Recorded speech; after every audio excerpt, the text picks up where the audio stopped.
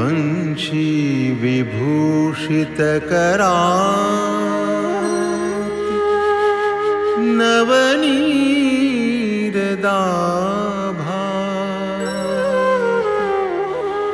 पीताम्बरात् अरुणबिम्बफलाधरोष्ठा पूर्णेन्दुसुन्दरमुखा अरविन्दनेत्रा कृष्णात् परं किमपि तत्त्वमहं न जाने कृष्णात् परं किमपि तत्त्वमहं न जाने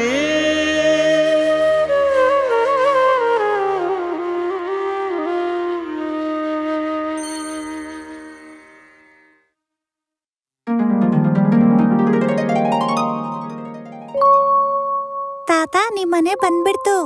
ದೀರ್ಘಕಾಲ ಬದುಕಮ್ಮ ರಾಧಾರಾಣಿ.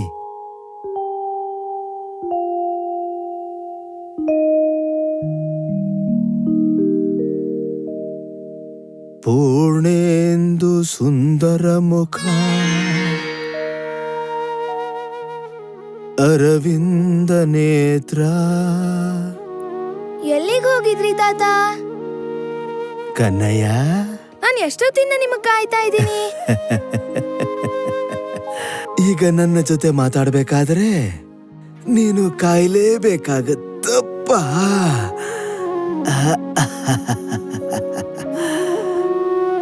ಕನ್ನಯ್ಯ, ನಾನ್ ನಿನಗೆ ಏನ್ ತಂದಿದ್ದೇನೆ ನೋಡು. ಏನು? ಇಲ್ಲ, ಮೊದಲು ಕಣ್ಣು ಮುಚ್ಕೋ. ಎಲ್ಲಿ? ಈಗ ಕಣ್ಣು ಬಿಡು. ಬೆಲ್ಲ? ಇವತ್ತು ಈ ಕನಯ್ಯನ್ಗೋಸ್ಕರ ಎಲ್ಲಿಂದ ಬೆಲ್ಲ ತಂದಿದ್ದೀರಾ ತಾತ? ಕನ್ನಯ್ಯ, ನಿನ್ನ ಜೊತೆ ಆಟಾಡುವುದಕ್ಕೋಸ್ಕರ ಬ್ರಿಜದಲ್ಲಿ ಮತ್ತೊಬ್ಬ ಗೋಪಿಕೆಯನ್ನು ಕರಿತಾ ಇದ್ರು. ಹೀಗಾಗಿ ನಾವು ಗೋಪಿ ದೇವಿಕೆ ಮನೆಗೆ ಹರಿಯ ನಾಮವನ್ನು ಜಪ ಮಾಡಲು ಹೋಗಿದ್ದೆವು. ಜೀವನದ ಮೊದಲ ಸಂಸ್ಕಾರದ ಉತ್ಸವವೇನಿತ್ತೋ? ಮೊದಲನೇ ಸಂಸ್ಕಾರ? ಜೀವನದ ಪ್ರತಿ ಮಹತ್ವಪೂರ್ಣ ಘಟನೆಯಲ್ಲಿ ಉತ್ಸವ ಹಾಗೂ ಸಂಸ್ಕಾರ ಭಾರತೀಯ ಸಮಾಜದ ವಿಶೇಷವಾಗಿದೆ. ಮನುಷ್ಯ ಜೀವನ ವಿಕಾಸದ 16 ಹೆಜ್ಜೆಗಳ ಮೇಲೆ ದೋಷ ಅಪಾನಯನ ಅಥವಾ ದೋಷ ನಿವಾರಣ, ಗುಣ ಆದಾನ ಅಂದರೆ ಗುಣಗಳ ಸ್ಥಾಪನೆ, ಹಾಗೂ ಹೀನ ಅಂಗಪೂರ್ತಿ ಅರ್ಥಾತ್ ದೋಷ ನಿವಾರಣದ ಉಪಾಯವೇ 16 ಸಂಸ್ಕಾರಗಳು. ಹೇಗೆ ಬಂಗಾರದ ಅದಿರನ್ನು ಶುದ್ಧಿ ಮಾಡಿದಾಗ ಶುದ್ಧ ಬಂಗಾರ ಪ್ರಾಪ್ತವಾಗುತ್ತೋ ಅದೇ ರೀತಿ ಒಂದು ಚೇತನವು ಆಕಾರವನ್ನು ಪಡೆಯಲು ಅದು ನಿರಾಕಾರವನ್ನು ಹೊಂದುವವರೆಗಿನ ಯಾತ್ರೆಗೆ ಆ ಚೇತನಕ್ಕೆ 16 ಸಂಸ್ಕಾರಗಳಿಂದ ಶುದ್ಧ ಮಾಡಲಾಗುತ್ತದೆ. ಅದರಿಂದ ಅದು ಶುದ್ಧ ಪೂರ್ಣವಾಗಲಿ ಎಂದು ಈ ಪ್ರತ್ಯೇಕ ಸಂಸ್ಕಾರದ ಅವಕಾಶವು ಉತ್ಸವವಾಗಿದೆ. ಈ ಮೊದಲನೇ ಸಂಸ್ಕಾರ ಏನು ತಾತ? ಬಹಳ ಒಳ್ಳೆಯದು ಕನ್ನಯ್ಯ. ಈ ವೃದ್ಧಾಪ್ಯದಲ್ಲಿ ಸೂರದಾಸನೊಡನೆ ಆಡ್ತಿದ್ಯಾ?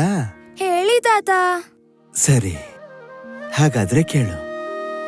ಮೊದಲನೆಯ ಸಂಸ್ಕಾರವು ಗರ್ಭಾಧಾನ ಸಂಸ್ಕಾರ. ತಮ್ಮ ಪರಿವಾರದಲ್ಲಿ ಇನ್ನೊಬ್ಬ ರಾಧಾ ಅಥವಾ ಶ್ಯಾಮ, ಜಾನಕಿ ಅಥವಾ ರಾಮ ಬರಲಿ ಎಂದು ದೇವಕಿ, ವಸುದೇವ ಅಥವಾ ದಶರಥ, ಕೌಸಲ್ಯ ದೇವತೆಗಳನ್ನು ಆವಾಹನೆ ಮಾಡಿ ಪವಿತ್ರ ಕಾಮನೆ ಹಾಗೂ ಪವಿತ್ರ ವಿಚಾರಗಳಿಂದ ಯಾರು ಎಲ್ಲದರಲ್ಲಿ ವ್ಯಾಪಿಸಿದ್ದಾನೋ ಅವನನ್ನು ಆವಾಹನೆ ಮಾಡ್ತಾರೆ. ಆಗ ಆ ನಿರಾಕಾರನು, ನಿರ್ವಿಕಾರನಾದ ಆತ್ಮನು ತಾಯಿಯ ಗರ್ಭದಲ್ಲಿ ಆಕಾರವನ್ನು ಪಡೆಯುತ್ತದೆ. ಅಂತಹ ಸಂತಾನಗಳ ಕಾಮನೆಯಿಂದ ಪರಿವಾರದ ಕಲ್ಯಾಣವಾಗುತ್ತದೆ, ಸಮಾಜದ ಕಲ್ಯಾಣವಾಗುತ್ತದೆ, ಸೃಷ್ಟಿಯ ಕಲ್ಯಾಣವಾಗುತ್ತದೆ. ಈ ಪವಿತ್ರ ಕಾಮನೆಗೆ ಗರ್ಭದಲ್ಲಿ ಸ್ಥಾಪನೆ ಮಾಡುವುದೇ ಗರ್ಭಾಧಾನ ಸಂಸ್ಕಾರ. ಪತಿ ಪತ್ನಿ ಒಟ್ಟಿಗೆ ಯಜ್ಞ ಮಾಡಿ ಪೂರ್ವಜರು ಹಾಗೂ ದೇವತೆಗಳಿಂದ ಆಶೀರ್ವಾದ ಪಡೆಯುತ್ತಾರೆ. ಇದರಿಂದ ಅವರಿಬ್ಬರು ತಂದೆ ಹಾಗೂ ತಾಯಿಯಾಗಲು ಸಿದ್ಧರಾಗುತ್ತಾರೆ. ತಾತ, ಇದಾಯ್ತು ಮೊದಲನೇ ಸಂಸ್ಕಾರ. ಮತ್ತೆ ಎರಡನೇ ಸಂಸ್ಕಾರ ಏನಾಗಿತ್ತು? ಪುಂಸವನ ಸಂಸ್ಕಾರವೇ ಎರಡನೆಯ ಸಂಸ್ಕಾರವಾಗಿದೆ. ಯಾವಾಗ ಆತ್ಮವು ತಾಯಿಯ ಗರ್ಭದಲ್ಲಿ ಆಕಾರ ಪಡೆಯುತ್ತದೋ ಆಗ ಆ ಪ್ರಾಣ, ಆ ಜೀವ, ಆ ಜೀವಾತ್ಮನ ರಕ್ಷಣೆಗಾಗಿ ದೇವತೆಗಳನ್ನು ಪ್ರಾರ್ಥಿಸುವುದೇ ಎರಡನೆಯ ಸಂಸ್ಕಾರ.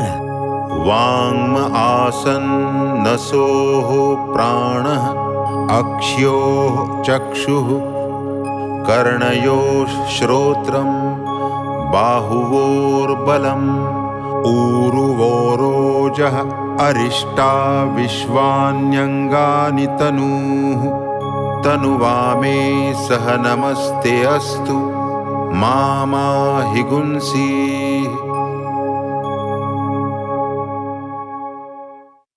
ಈಗ ಪರಿವಾರ, ಹತ್ತಿರದ ಎಲ್ಲ ಬಂಧುಗಳು ತಾಯಿಯ ಮೇಲೆ ಧ್ಯಾನವಿಡುತ್ತಾರೆ. ಏಕೆಂದರೆ ಆಕೆ ಇನ್ನೊಂದು ಪ್ರಾಣಕ್ಕೆ ಆಧಾರ ನೀಡುತ್ತಿದ್ದಾಳೆ. ಹೇಗೆಲ್ಲ ಆ ಪ್ರಾಣ ವಿಕಸಿತವಾಗುತ್ತದೋ, ಗರ್ಭಾಧಾನದಿಂದ 4ನೆಯ ತಿಂಗಳಲ್ಲಿ ತಾಯಿ ಹಾಗೂ ಮಗುವಿನ ಶಾಂತಿಗಾಗಿ 3ನೇ ಸಂಸ್ಕಾರ ಮಾಡಲಾಗುತ್ತದೆ. ಅದನ್ನು ಸೀಮಂತ ಸಂಸ್ಕಾರ ಎನ್ನುತ್ತಾರೆ.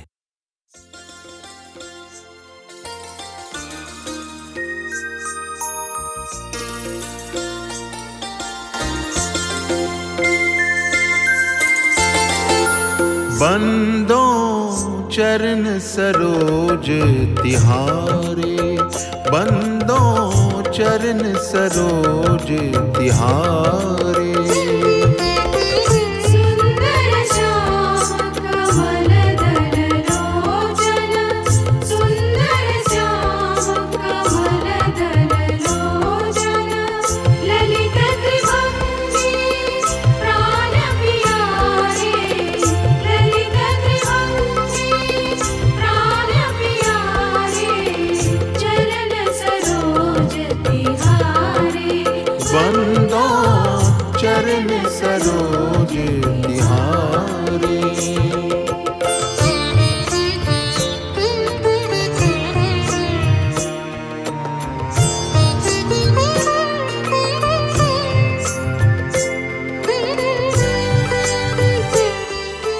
ಕನ್ನಯ್ಯ, ಸೀಮಂತ ಸಂಸ್ಕಾರದಲ್ಲಿ ತಾಯಿಯ ಕೂದಲನ್ನು ಬೈತಲೆ ತೆಗೆಯಲಾಗುತ್ತದೆ.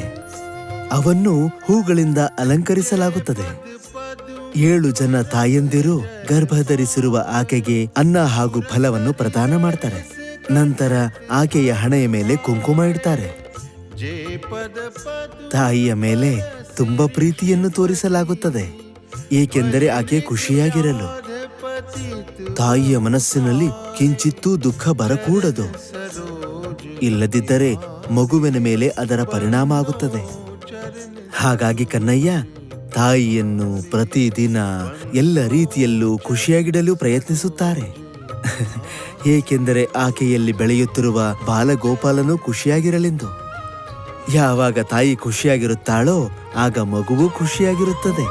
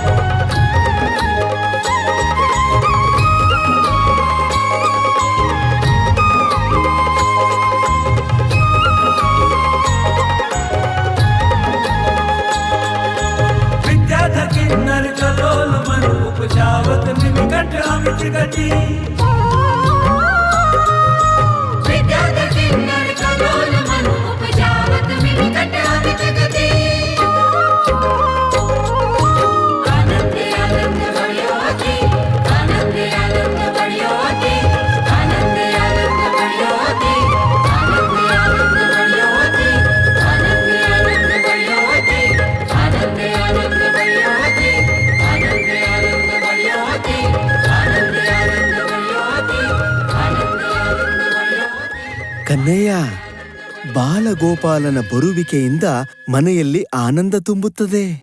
ಗೋಪಾಲನ ಜನ್ಮದ 6ನೇ ದಿವಸ 4ನೇ ಸಂಸ್ಕಾರ ಅಂದರೆ ಜಾತಕರ್ಮ ಸಂಸ್ಕಾರ.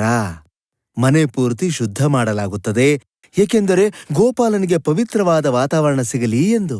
ಬಾಲಗೋಪಾಲನ ತಂದೆ ಗೋಪಾಲನ ಕಿವಿಯಲ್ಲಿ ಮಂತ್ರ ಹಾಗೂ ಜನ್ಮದ ನಕ್ಷತ್ರವನ್ನು ಪಿಸುಗುಟ್ಟುತ್ತಾನೆ.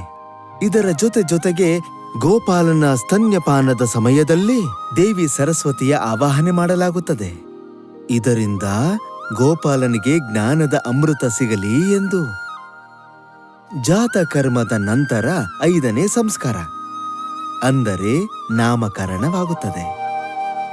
ಯಾವ ಆತ್ಮನಿಗೆ ಇಲ್ಲಿಯ ತನಕ ಯಾವ ಹೆಸರೂ ಇರಲಿಲ್ಲವೋ ಈಗ ಅವನಿಗೆ ಹೆಸರನ್ನು ಕೊಡಲಾಗುತ್ತದೆ.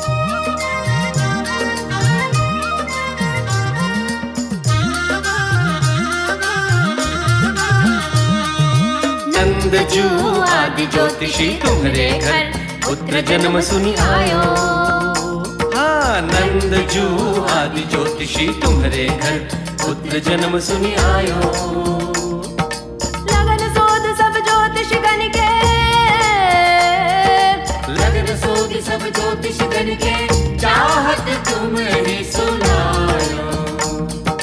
संवत सरस विभाजन भादो 8 तिथि बुधवार।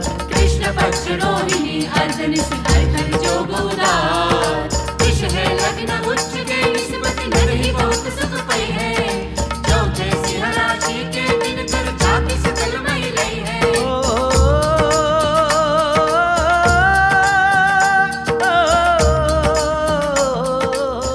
ಬಾಬಾ, ಜಾತಕದ ಹೆಸರು ಕೃಷ್ಣ ಅಂತ ಹೇಗಿರುತ್ತೆ? ನೀವೇ ಬಾಲಕನ್ ಕಿವಿಯಲ್ಲಿ ಹೆಸರು ಹೇಳಿ ಮಹಾರಾಜ್. ಇಂದಿನಿಂದ ಜನರೆಲ್ಲ ನಿನ್ನನ್ನ ಕೃಷ್ಣ ಅಂತ ಕರೀತಾರೆ. ಕೃಷ್ಣ. ಬೋಲೋ ಕೃಷ್ಣ ಕನ್ನಯ್ಯ ಲಾಲ್ ಕಿ ಜೈ. ತಾತ, ನಿಮ್ಮ ನಾಮಕರಣ ಸಂಸ್ಕಾರದಲ್ಲಿ ಕೂಡ ಬಹಳ ಮೋಜಾಗಿರ್ಬಹುದು ಅಲ್ವಾ? ಕನ್ನಯ್ಯ, ನನ್ನ ಅಮ್ಮ ಹೇಳ್ತಾ ಇದ್ಲು, ನನ್ನ ನಾಮಕರಣದಲ್ಲೂ ಭಾರಿ ಮೋಜಾಗಿತ್ತಂತೆ. ನನ್ನ ಅಪ್ಪ ಅಮ್ಮ ತುಂಬಾ ಪ್ರೀತಿಯಿಂದ ನನಗೆ ಹೆಸರಿಟ್ಟಿದ್ರು.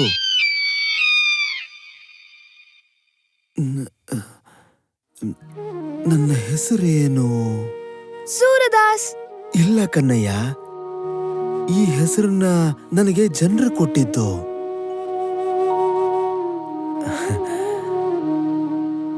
ನನಗೆ ನನ್ನ ಹೆಸರೂ ನೆನಪಿಲ್ಲ.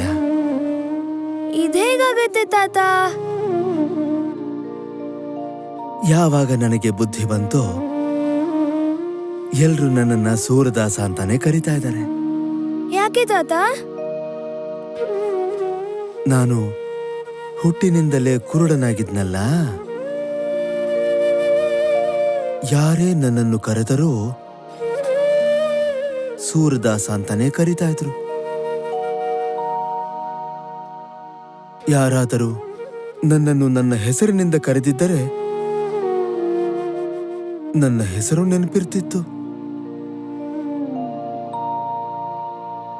ಹೀಗಾಗಿ ನಾನು ಸೂರದಾಸನಾದೆ. ಇದೇ ನನ್ನ ಹೆಸರು, ಇದೇ ನನ್ನ ಗುರುತು. ಆದ್ರೆ ನಾನ್ ನಿಮ್ಮನ್ನ ತಾತ ಅಂತಾನೆ ಕರಿತೀನಿ, ಕನ್ನಯ್ಯನ ತಾತ. ಇದು ಸರಿಯಾಗಿರುತ್ತಲ್ವಾ? ಕನ್ನಯ್ಯ, ನೀನು ಯಾರನ್ನ ತಾತ ಅಂತ ಕರೀತೀಯೋ ಅವನು ಭಾಗ್ಯಶಾಲಿಯಾಗಿರ್ತಾನೆ. ತಾತ, ನಾಮಕರಣದ ನಂತರ? ನಾಮಕರಣದ ನಂತರ 6ನೇ ಸಂಸ್ಕಾರ ಅಂದ್ರೆ ನಿಷ್ಕ್ರಮಣ. मानो महान्तमुतमानो अर्भकम् मान उक्षन्तमुतमान उक्षितम् मानो वधीः पितरं मोतमातरम् प्रियामानस्तनुवो रुद्ररीरिषः. ಜನ್ಮದ 40 ದಿನದ ನಂತರ ಮೊದಲ ಬಾರಿಗೆ ಬಾಲಗೋಪಾಲನನ್ನು ಮನೆಯಿಂದ ಹೊರಗೆ ಕರೆತರಲಾಗತ್ತೆ. ಮತ್ತೆ ಸೂರ್ಯನ ದರ್ಶನ ಮಾಡಿಸಲಾಗತ್ತೆ. ಸೂರ್ಯನ ಕಿರಣಗಳಿಂದ ಕೆಲ ಕಾಲ ಗೋಪಾಲನಿಗೆ ನಿತ್ಯ ಸ್ನಾನ ಮಾಡಿಸಲಾಗತ್ತೆ. ಇದೇ ನಿಷ್ಕ್ರಮಣದ ಉದ್ದೇಶವಾಗಿದೆ. ನಿಷ್ಕ್ರಮಣದ ನಂತರ 7ನೇ ಸಂಸ್ಕಾರ ಅನ್ನಪ್ರಾಶನ ಅಂದ್ರೆ ಮೊದಲನೇ ಬಾರಿಗೆ ಅನ್ನನ ತಿನ್ಸೋದು. ಜನ್ಮದಿಂದ 6ನೇ ತಿಂಗಳಲ್ಲಿ ಮೊದಲನೇ ಬಾರಿಗೆ ಬಾಲಗೋಪಾಲನಿಗೆ ಅಥವಾ ರಾಧಾರಾಣಿಗೆ ಬೇಯಿಸಿದ ಅನ್ನನ ತಿನ್ನಿಸಲಾಗತ್ತೆ.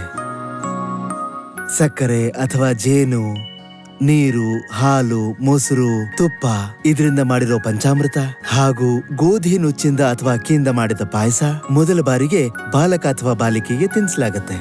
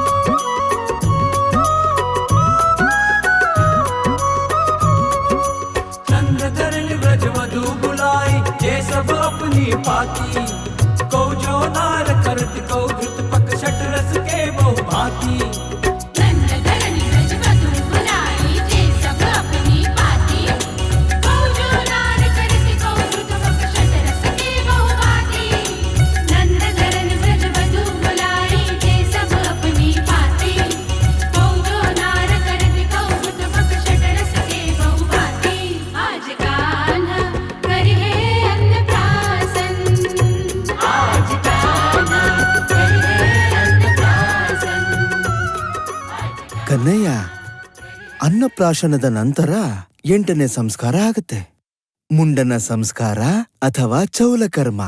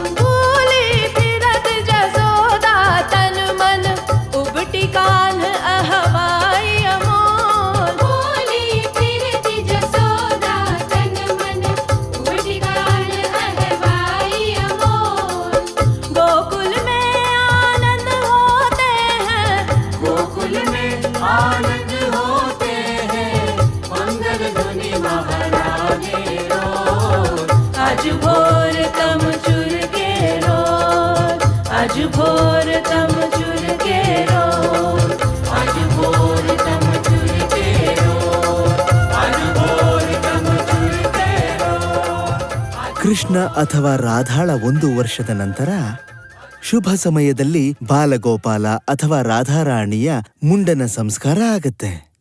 ತಲೆ ಮೇಲೆ ಒಂದಷ್ಟು ಕೂದಲನ್ನ ಬಿಟ್ಟು ಎಲ್ಲ ಕೂದಲನ್ನ ಕತ್ತರಿಸಿ ಯಾವುದಾದ್ರೂ ಪವಿತ್ರ ಕ್ಷೇತ್ರದಲ್ಲಿ ಬಿಡ್ಲಾಗತ್ತೆ.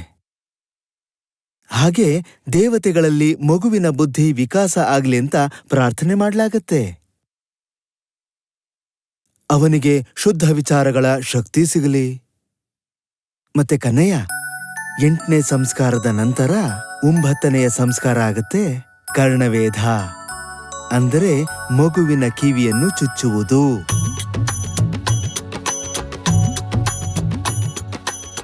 कान कुंवर को कन छेदन है, हाथ सुहारी भेली गुर की। कान कुंवर को कन छेदन है, हाथ सुहारी भेली गुर की। विधि भी हंसत हरि हंसत हेरी हरि, जसुमति की धुक धुकी सूर की।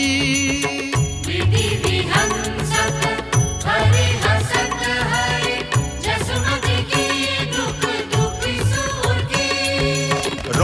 भरिले देत सीख सो श्रवण निकट अति ही चातुर की। रोचन भरिले देत सीख सो श्रवण निकट अति ही चातुर की।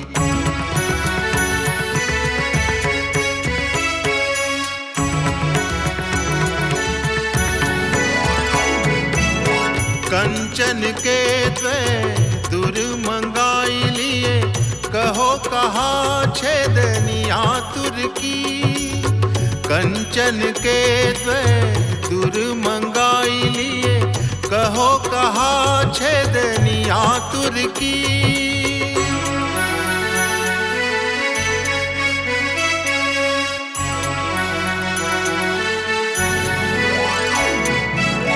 लोचन भरी भरी दो माता कन छेदन देखत जिय मुर की। लोचन भरी भरी